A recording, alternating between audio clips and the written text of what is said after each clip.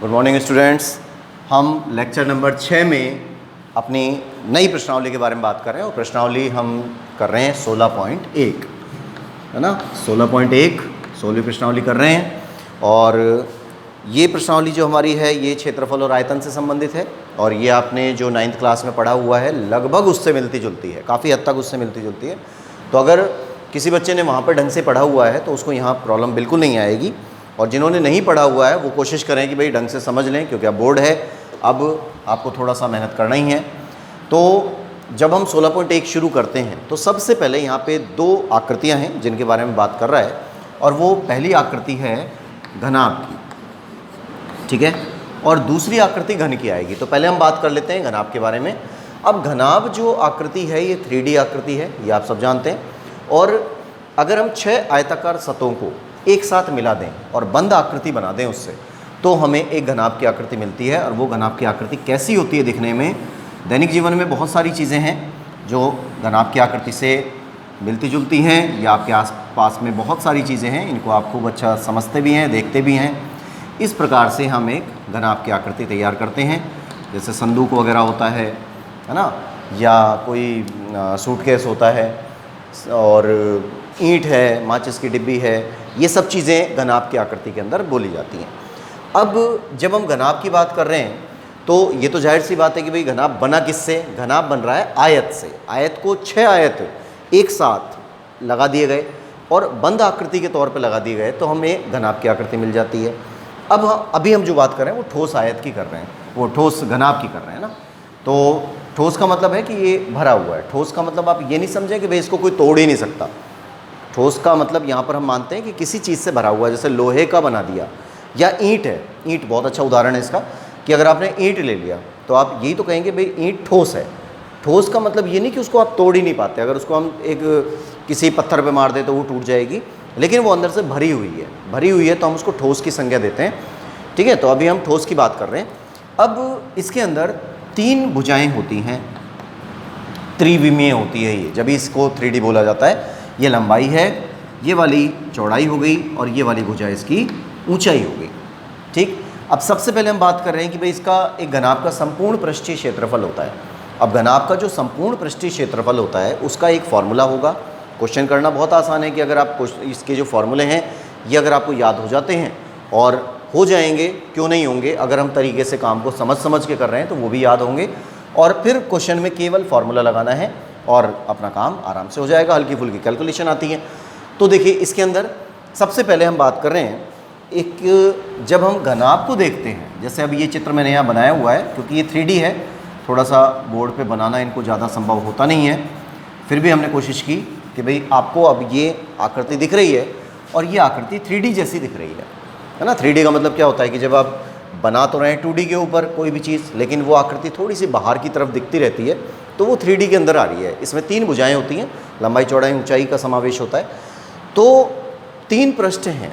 जब भी आप कोई आकृति देखेंगे, कोई भी घनाभ की कोई भी आकृति देखेंगे, आप किसी भी एंगल से देखें, किसी भी तरफ से देखिए, आपको कभी भी 6 भुजाएं, उसकी जो पूरी जो 6 पृष्ठ हैं वो 6 पृष्ठ नहीं दिखेंगे, हमेशा 3 पृष्ठ दिखेंगे। जैसे मैंने यहाँ चित्र बनाया है, इसमें भी आपको 3 पृष्ठ दिख रहे हैं। एक ये वाला दिख रहा है, एक ठीक इसके नीचे भी है ना, एक ये दिख रहा है, एक ठीक इसके पीछे भी चल रहा है, एक ये दिख रहा है, इसके ठीक पीछे भी चल रहा है।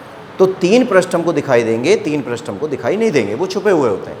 तो मान लीजिए हम इसको ले लें नंबर 1 में, ये नंबर 1 पृष्ठ मान लिया, इसको हमने नंबर 2 पृष्ठ ले लिया, ये वाला नंबर 3 पृष्ठ हो गया। अब नंबर डाल दिए मैंने, तो है तो ये आयत। जो नंबर 1 पृष्ठ की बात करेंगे, जब भी कहीं पेपर में भी या कोई क्वेश्चन आपको लिखा हुआ मिल जाता है और उसमें पृष्ठ की बात कर रहा है, तो इसका मतलब वो आयत की बात कर रहा है, ठीक है। अब इस पृष्ठ को देखें जिस पे हमने नंबर 1 डाला हुआ है, इसको देखें और इसको देखें, ये भी आयत है, ये भी आयत है, ये भी आयत है।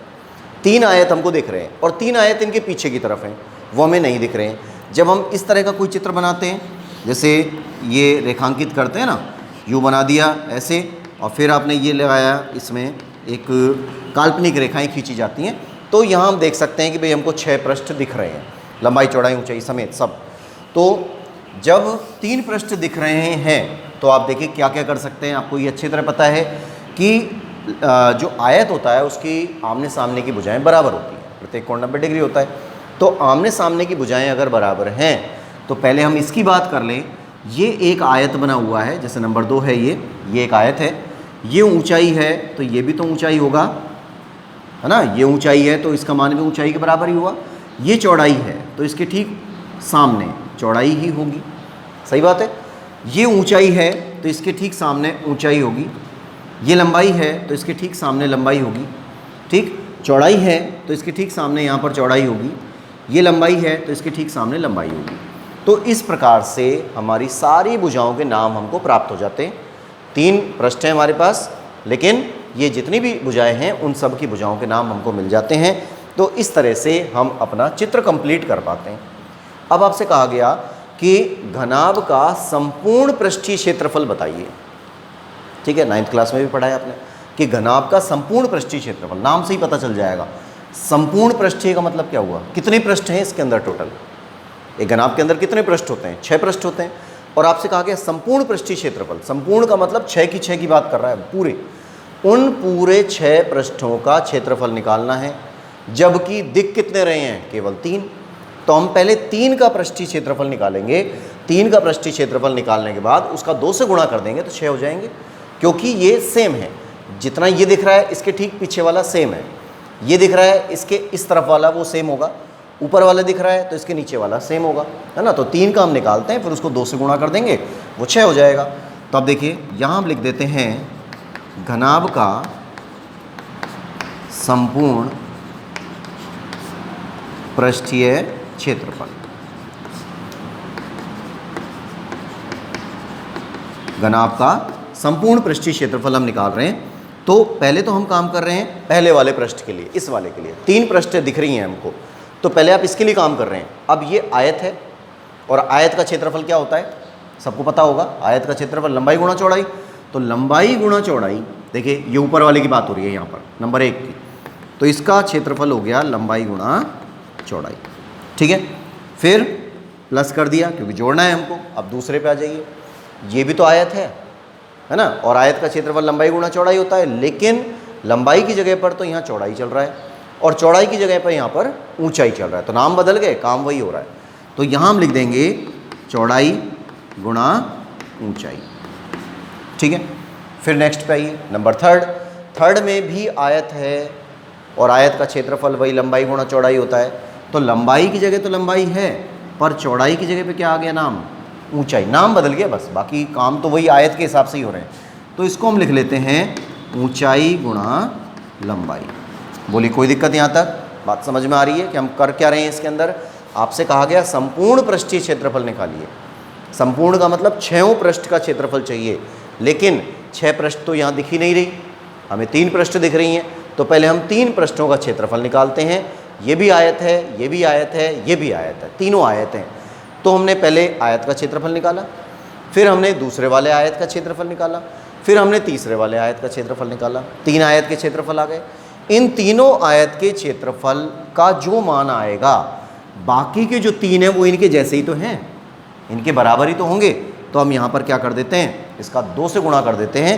3 पृष्ठ तो ये हैं, 2 से गुणा करने के बाद वो टोटल कितने हो जाएंगे, 6 हो जाएंगे। तो आपने खूब याद किया होगा, और मैं देखता भी हूँ कई बच्चे कैसे याद करते हैं कि घनाभ का संपूर्ण पृष्ठीय क्षेत्रफल भूल जाते हैं। तो कोई बच्चा उनको छोटा सा बैठा होता है साइड में, वो हिंट कर देता है, वो बड़ा वाला फॉर्मूला ऐसे याद कर लेते हैं, बड़ा वाला फॉर्मूला। तो बड़ा वाला नहीं है ये। अब इसको आप माइंड में बैठा लें कि हमने निकाला कैसे इस फॉर्मूले को, है ना। तो 2 गुणा लंबाई गुणा चौड़ाई प्लस चौड़ाई गुणा ऊंचाई प्लस ऊंचाई गुणा लंबाई, ये हमारे पास आ जाता है घनाभ का संपूर्ण पृष्ठीय क्षेत्रफल, ठीक है। इसी प्रकार से इसके आयतन की भी बात करते हैं। तो घनाभ का आयतन, घनाभ का आयतन।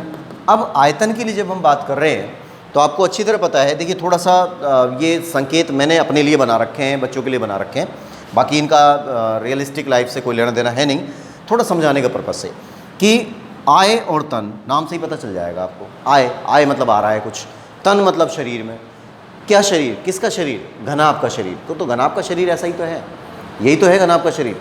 और इसके शरीर में कुछ आ जाए, मतलब जैसे आपसे कहा गया कि कोई घनाकार संदूक है, कोई घनाकार बक्सा है, उसके अंदर आप कुछ भर रहे हैं, पानी भर रहे हैं, या कोई मिट्टी भर रहे हैं, कुछ भी भर रहे हैं, तो ये स्थिति जब आती है कि अगर हम कोई चीज़ भर रहे हैं तब भी आयतन निकलता है, कोई चीज़ निकाल रहे हैं, कोई निकाल रहे हैं मतलब खाली कर रहे हैं या कोई गड्ढा खोद रहे हैं। अब जैसे ज़मीन है, नॉर्मल ज़मीन है, ज़मीन में आप गड्ढा खोदेंगे, आयताकार गड्ढा खोदना है आपको इस प्रकार का, मतलब घनाभाकार। तो घनाभाकार जैसे कई बार हम नहीं करते घरों में वो हौज वगैरह खुदवाते हैं ना, टंकी होती है, कुंडा खुदवाते हैं, जिसको कुंडा बोल देते हैं कि कुंडा खुदवा रहे हैं, या अपने घरों में मकान, जब कभी किसी का मकान बन रहा होता है, नींव खोदते हैं, तो नींव की जो शेप होती है वो कैसी होती है, घनाभाकार होती है। अब उसमें से मिट्टी निकलेगी, जब आप उसको खोदेंगे तो मिट्टी निकलेगी। वो जो मिट्टी निकल रही है तो ये पूछ लेता है क्वेश्चन में कि भाई कितनी मिट्टी निकली। अब मिट्टी को थोड़ी नापा जाएगा, तो हम क्या करते हैं कि हम उस गड्ढे को नापेंगे जो खोदा गया है, जो घनाभ के आकार का गड्ढा खोदा गया है, उसमें लंबाई, चौड़ाई और ऊंचाई को नाप लेंगे और उसका आयतन निकाल लेंगे, तो हमें ये पता चल जाएगा इसमें से इतनी मिट्टी बाहर आई है। ठीक है, तो कोई चीज़ भरी जाए तब भी आयतन, कोई चीज़ निकाली जाए तब भी आयतन आएगा, या कभी भी किसी द्रव पदार्थ की बात हो जाए, किसी भी लिक्विड की बात हो जाएगी, तो लिक्विड का आते ही समझ जाएं कि आयतन निकलेगा। ठीक है, ये लिक्विड के लिए एकदम फिक्स है। तो घनाभ का आयतन जब हम निकाल रहे हैं तो घनाभ के आयतन का फॉर्मूला होता है लंबाई गुणा चौड़ाई गुणा ऊंचाई। ठीक है, अब थोड़ी सी डिटेल्स और भी हैं, पर ज़्यादा हम डिटेल के बारे में यहाँ बात नहीं कर रहे हैं, तो कभी क्लास में आपको मौका मिलेगा तब हम इसकी डिटेल और भी बताएंगे कि भाई इसका ये फार्मूला क्यों होता है, कैसे बनता है, वो सब बातें करेंगे। क्योंकि अभी हम बात कर रहे हैं अपनी पॉइंट टू पॉइंट अपने प्रश्नावली के हिसाब से, ज़्यादा डिटेल में नहीं जा रहे हैं। तो लंबाई गुणा चौड़ाई गुणा ऊंचाई, ये इसका फार्मूला हो गया आयतन निकालने का, और बिल्कुल सिंपल सा फार्मूला है। लंबाई का मान आपको दिया जाएगा, चौड़ाई का मान आपको दिया जाएगा, ऊंचाई का मान दिया जाएगा, इनमें आप वैल्यूज डालिए, तीनों को गुणा करिए, आंसर आ जाएगा।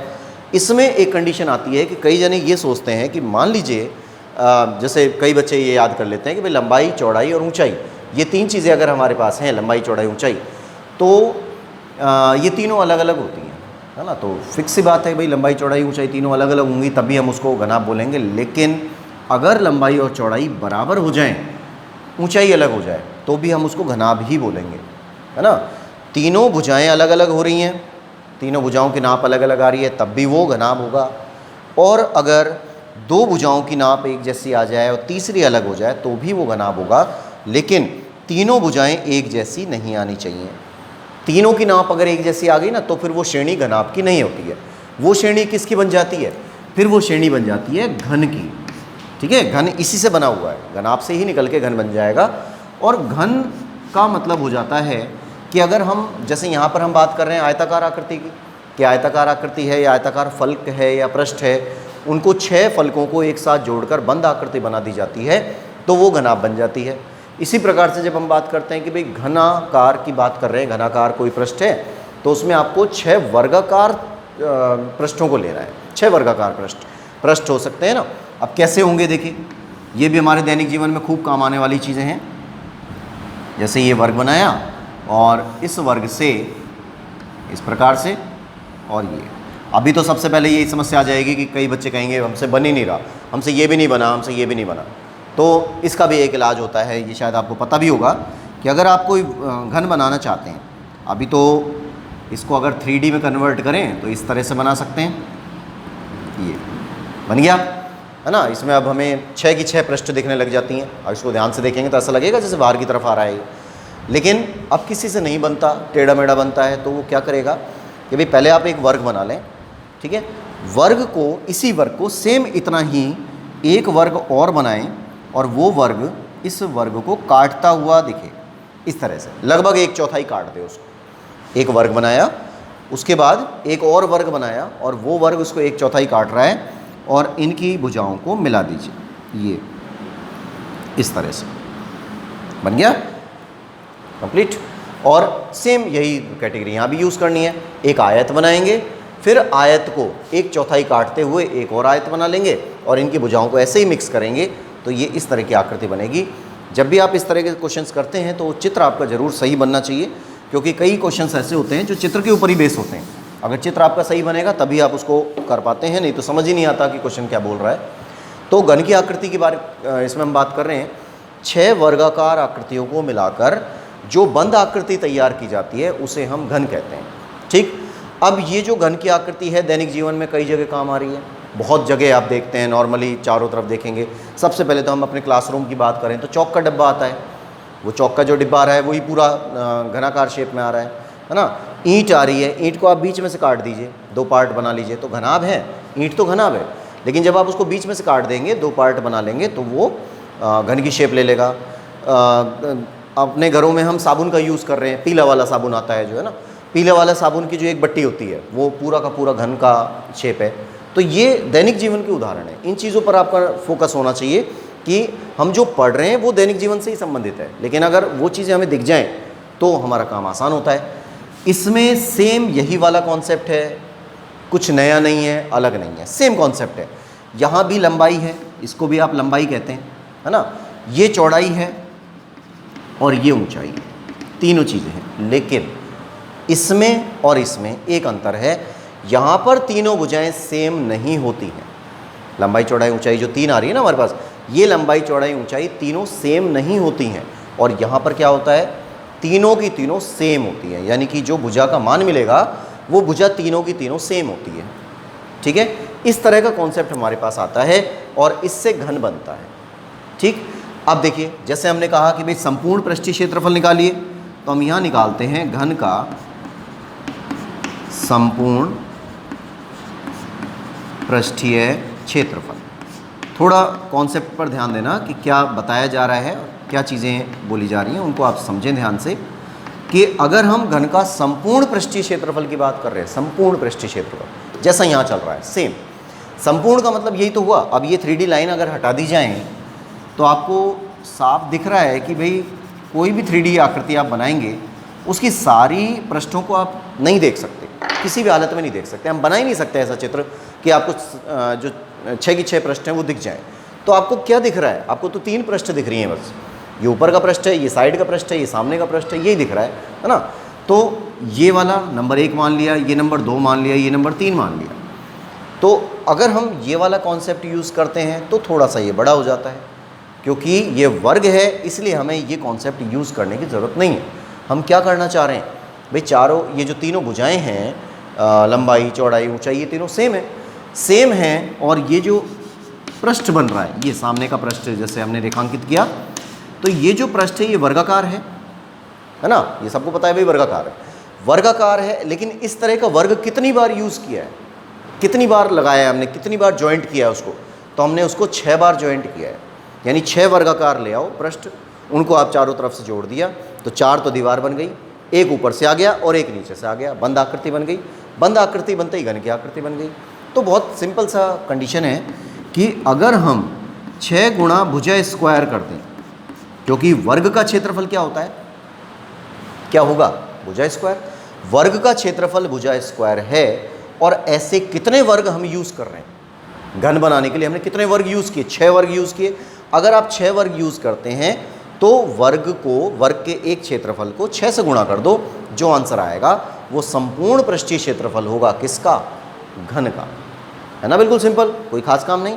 सेम इसी प्रकार से जब हम घन का आयतन निकालते हैं, घन का आयतन निकाला, अब आयतन में यही फॉर्मूला यूज़ हो रहा है, लंबाई गुणा चौड़ाई गुणा ऊंचाई। लेकिन अभी बोला है मैंने कि यहाँ पर तीनों भुजाएं अलग अलग हो सकती हैं या 2 भुजाएं सेम हो सकती हैं, तब भी वही घना भी रहेगा ये तो। लेकिन यहाँ पर तो तीनों की तीनों सेम हैं, 100% सेम रहेंगी और तीनों बराबर रहेंगी।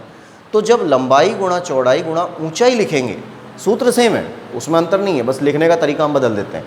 तो लंबाई गुणा चौड़ाई गुणा ऊंचाई कहा तो लंबाई का मान जितना है उतना ही तो चौड़ाई का मान है, उतना ही ऊंचाई का मान है। तो इसका मतलब सेम संख्या 3 बार आएगी। मान लीजिए यहाँ पर जैसे इसकी एक भुजा है और ये 5 सेंटीमीटर लंबी है, तो अगर ये 5 है तो ये भी तो 5 हुई, ये भी 5 हुई, है ना। तो जब हम लंबाई गुणा चौड़ाई गुणा ऊंचाई करेंगे तो लंबाई गुणा चौड़ाई गुणा ऊंचाई की जगह मान क्या रखेंगे, 5 गुणा 5 गुणा 5, यानी 5 कितनी बार लिखा गया, 3 बार लिख दिया। 3 बार लिख दिया तो इसका लिखने का तरीका थोड़ा सा चेंज कर दिया और उसको हमने लिख दिया भुजा क्यूब लिख दिया। भुजा क्यूब मतलब भुजा गुणा भुजा गुणा भुजा, क्योंकि वर्ग का क्षेत्रफल अपन ऐसे ही बोलते हैं ना, भुजा इंटू भुजा बोल देते हैं, कोई भुजा स्क्वायर बोल देता है। लेकिन जब आयतन लिख देते हैं तो उसको लिख देंगे लंबाई गुणा चौड़ाई गुणा ऊंचाई। और इसको ऐसे लिखने की बजाय हम यहाँ पर क्या लिख देते हैं, भुजा गुणा भुजा यानी भुजा का क्यूब। और ऐसा डिफरेंशिएशन इसलिए कर रहे हैं ताकि याद करने में हमको आसानी हो जाए कि घनाभ का आयतन तो इस विधि से लिखा जाएगा और घन का आयतन इस विधि से लिखा जाएगा। ठीक है, यहाँ तक का कॉन्सेप्ट क्लियर है बिल्कुल। तो घन और घनाभ इन दोनों के बारे में हम 16.1 में बात करेंगे। और आयतन के बारे में मैंने बताया ही है कि जब आप आयतन की बात कर रहे हैं तो कोई भी चीज़ भरी जाए तब भी आयतन, कोई भी चीज़ निकाली जाए तब भी आयतन, और किसी द्रव पदार्थ की बात हो गई, किसी भी सवाल के अंदर अगर द्रव की बात हो गई ना तो वो 100% आयतन होगा। ठीक है, इसमें कोई दो राय नहीं है। इसलिए अब ये थोड़े से कॉन्सेप्ट आपको दिमाग में हमेशा रखने हैं। और ये जो बातें बता रहा हूँ जैसे आयतन वगैरह की है वो केवल इन्हीं दोनों आकृतियों के लिए नहीं है। जो भी हम एंड तक आकृतियाँ पढ़ेंगे, 3D पढ़ेंगे, उस पूरी आकृति के अंदर यही कॉन्सेप्ट आयतन के लिए काम करेंगे, चाहे वो आकृति कोई भी हो। ठीक है, अब यहाँ तक नोट करिए, फिर हम क्वेश्चंस करते हैं। आप देखिए ये कॉन्सेप्ट आपको समझ में आ गए होंगे, है ना। एक दो बार इनको आप रिवीजन करिए और उसको अगर अपने स्तर पे आप बना सकते हैं तो बेस्ट होगा। अब आते हैं हम क्वेश्चन नंबर 1 पर। और पहला क्वेश्चन है हमारा कि एक घनाभ है और उसकी लंबाई 12 सेंटीमीटर, चौड़ाई 9 सेंटीमीटर है और ऊंचाई 5 सेंटीमीटर है। घनाभ का संपूर्ण पृष्ठीय क्षेत्रफल एवं आयतन निकालिए। बड़ा सिंपल सा क्वेश्चन है, डायरेक्ट बात कर रहा है। पर पेपर में इस तरह के क्वेश्चन नहीं आते, कहीं दिमाग में आप ये मत रखिएगा कि भाई इस तरह से लिखा हुआ आ जाएगा, है ना। तो बहुत कॉन्सेप्ट वाले क्वेश्चन आते हैं। तो पहले हम यहाँ लिखते हैं कि लंबाई हमको दी गई है, लंबाई बराबर 12 सेंटीमीटर और चौड़ाई है 9 सेंटीमीटर और ऊंचाई है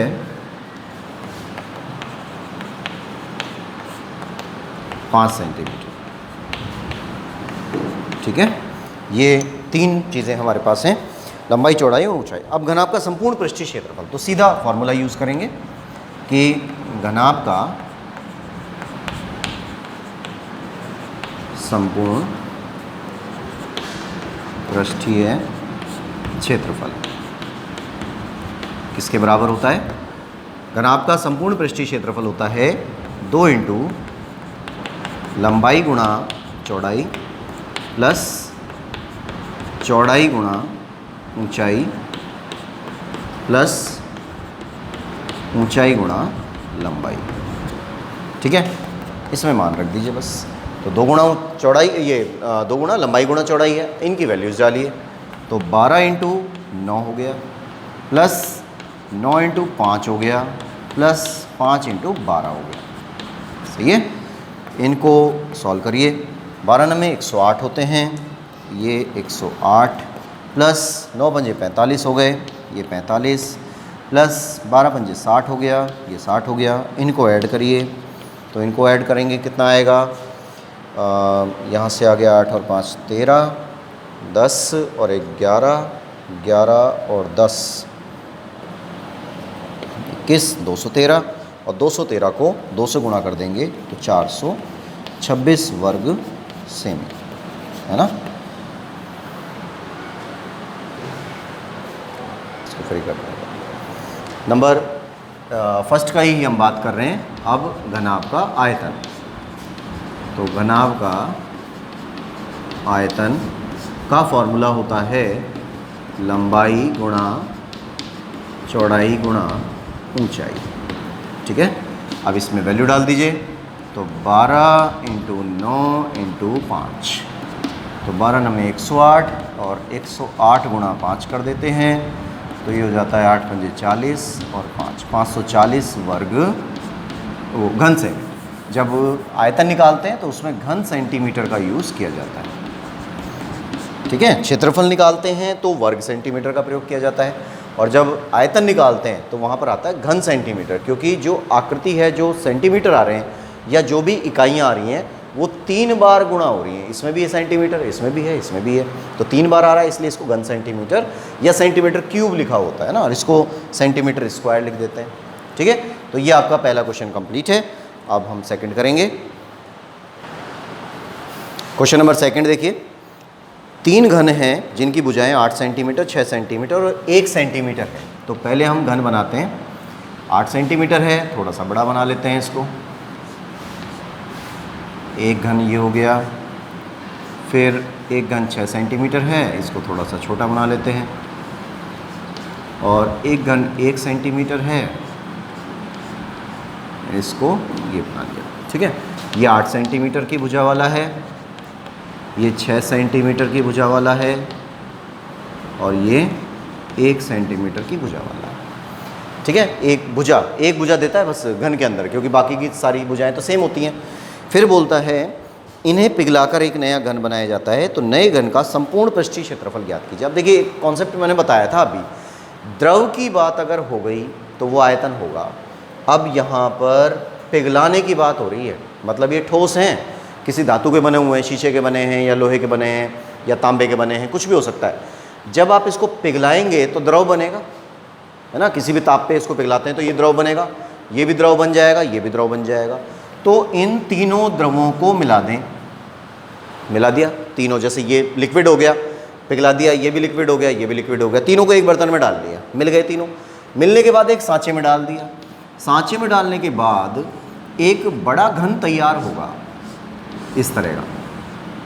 ठीक है, ये कॉन्सेप्ट समझ में आ रहा है कि इसको पिघलाया, फिर इसको भी पिघला दिया, इसको भी पिघला दिया, तीनों का लिक्विड बना, तीनों के लिक्विड को एक सांचे में डाल दिया और एक नया घन तैयार किया गया।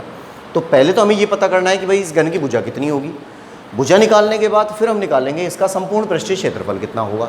ठीक है, तो पहले तो आप लिक्विड की बात कर रहे हैं, इसको पिघला रहे हैं, पिघलाने का मतलब आयतन, मैंने बताया था द्रव की कहीं भी बात हो जाए आयतन होगा।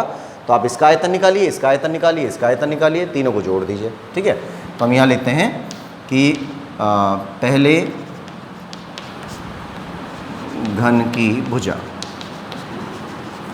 बराबर 8 सेंटीमीटर, ये पहले घन की भुजा है, तो घन का आयतन क्या होगा,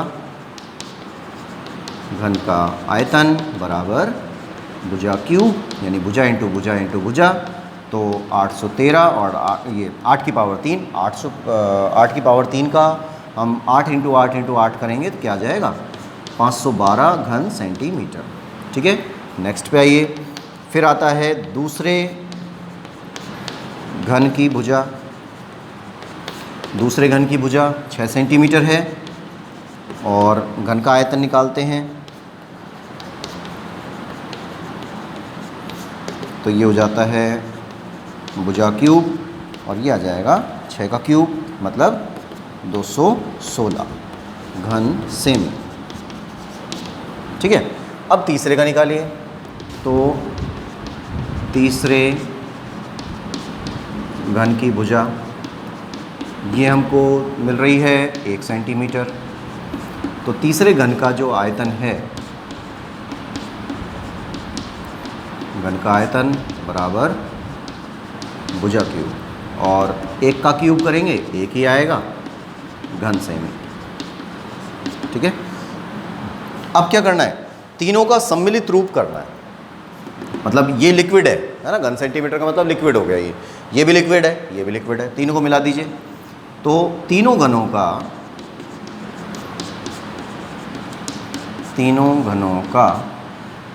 सम्मिलित आयतन,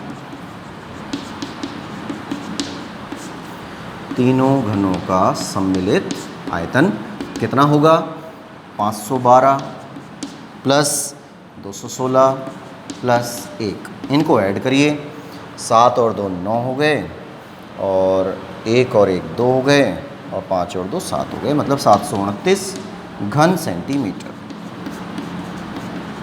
ठीक है, ये आ गया। अब उसके बाद तीनों घनों का सम्मिलित आयतन का मीन्स क्या हुआ, तीनों लिक्विड हैं, ये जो आंसर आया ना, ये लिक्विड आया है, मतलब कोई तरल पदार्थ है हमारे पास।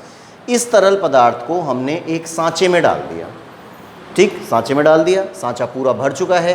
अब जब उसको जमाएंगे तो वापस एक घन की आकृति तैयार हो जाएगी। अब मान लीजिए ये घन ये बन गया, नया घन बन गया, बड़ा घन बन गया, ये बन गया, तो इस पूरे घन का आयतन, मतलब हमने इसके अंदर डाला है, मैंने बता दी ये बात, है ना, यहाँ के लिक्विड निकला, इसका लिक्विड निकला, इसका लिक्विड निकला, तीनों लिक्विड को मिलाकर इसमें डाल दिया। अब कोई चीज़ भरी जाए या कोई चीज़ निकाली जाए तब भी आयतन होता है। तो जब आप इसके अंदर भर रहे हैं, मतलब इस घन का आयतन ये है जो दिया हुआ है, तो हम इसको यहाँ लिखते हैं कि नए घन का आयतन, नए घन का आयतन कितना है, 729 घन सेमी। ठीक है, ये आयतन है, आयतन का मात्रात्मक वैल्यू है हमारे पास। अब सूत्र होता है भुजा क्यूब। नए घन का आयतन का सूत्र भी तो यही होगा, भुजा क्यूब। और भुजा क्यूब का मान कितना है? 729। तो भुजा का मान क्या होगा? भुजा का मान होगा, इसका क्यूब रूट निकालिए, इसका घनमूल निकालिए। और घनमूल निकालते हैं तो घनमूल निकालने का तरीका ऐसा होता है, अंडर रूट का सिंबल लगाना है और यहाँ पे एक छोटा सा 3 लगाना है। बड़ा नहीं लिखना, छोटा सा लिखना है, 3 ऊपर की तरफ। ये क्यूब रूट है। अब कई बच्चों को क्यूब रूट नहीं आता है तो वो इसको इस तरह से समझ लें कि जैसे मान लीजिए हमने 729 का अभाज्य गुणनखंड कर दिया सीधा सीधा। तो अभाज्य गुणनखंड करेंगे भाई, 2 से तो भाग जाएगा नहीं, 3 से भाग जाएगा। तो 3 से इसको हमने भाग दे दिया, 3 दूनी 6 हो गया, 3 चौक 12 हो गया, 3 तिया 9 हो गया। ठीक है, फिर 3 से जा रहा है, दोबारा 3 से, 3 8 24, 3 एकम 3, फिर 3 से जा रहा है 27 तिया 81, फिर 3 से जा रहा है 9, फिर 3 से जा रहा है 3, फिर 3 से जा रहा है 1।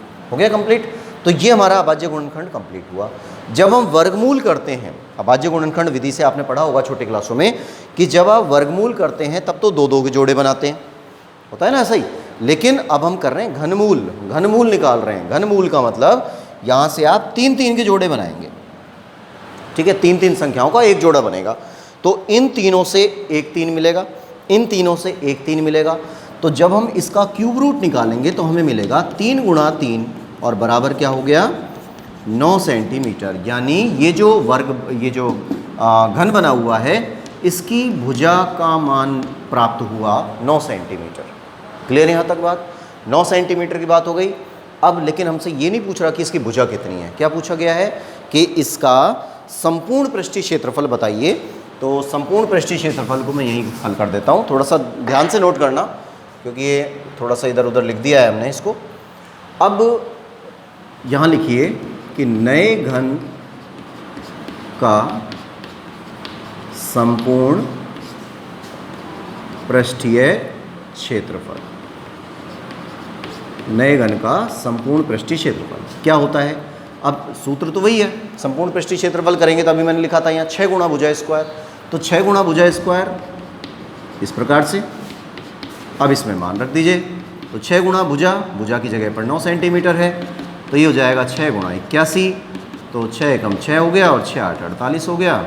ये वर्ग सेमी, यानी आंसर आया ये वाला 486 वर्ग सेंटीमीटर हमारे नए घन का संपूर्ण पृष्ठीय क्षेत्रफल होगा। ठीक है, ये कंप्लीट है क्वेश्चन।